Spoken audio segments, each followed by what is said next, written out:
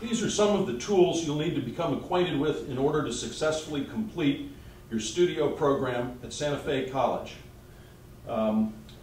These are electronic flash units which you'll be using as your primary light source. They mount to light stands.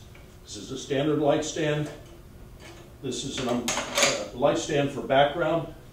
This, of course, is a tripod for holding your camera steady and keeping your composition. These electronic flash units create a rather wide beam of light, and we'll remove the transit cap, which I recommend that you put back on when you're done using them, because the bulbs in here are quite expensive and they're pretty fragile. The transit cap is replaced by various lighting reflectors. They bayonet on and attach like that. This is called a snoot. It is used to convert the relatively wide beam created by this reflector into a narrow beam for mimicking the effect of a spotlight. This is an umbrella reflector. It mounts the same way. Mounts to the light like this. It is for mounting an umbrella. The umbrella is open just like a regular umbrella and mounts through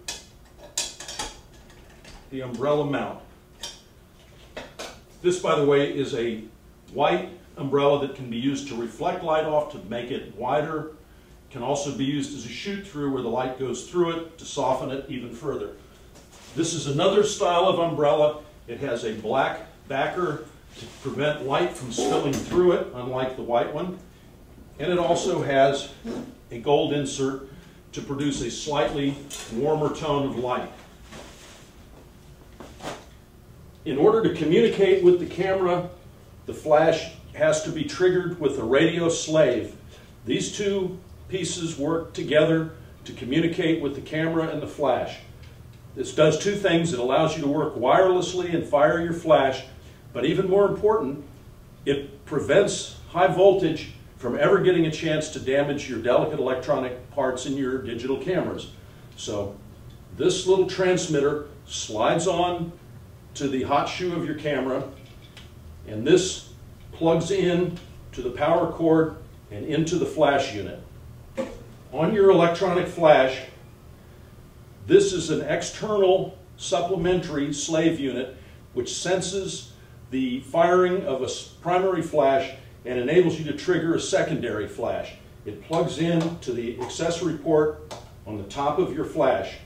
All of these flash units have a sensor to help it fire when another flash is fired, but because of the dark walls in this room and the fact that this points away from the light source, often they don't work too well. So this will overcome that problem and enable you to synchronize more than one flash.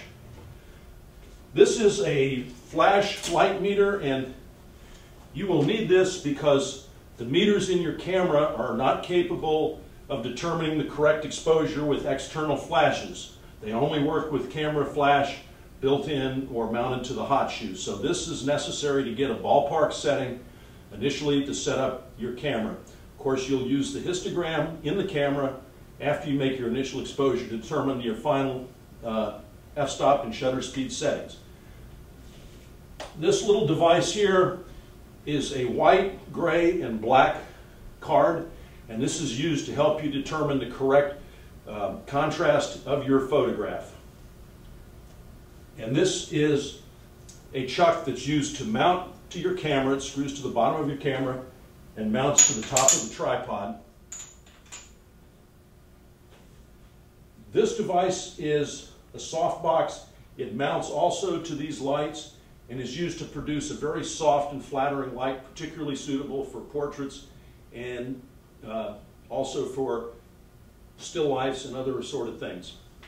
And back here we have one of our strobes mounted to a boom. This is generally used for a hair light or a background light or for producing overhead light for commercial shots.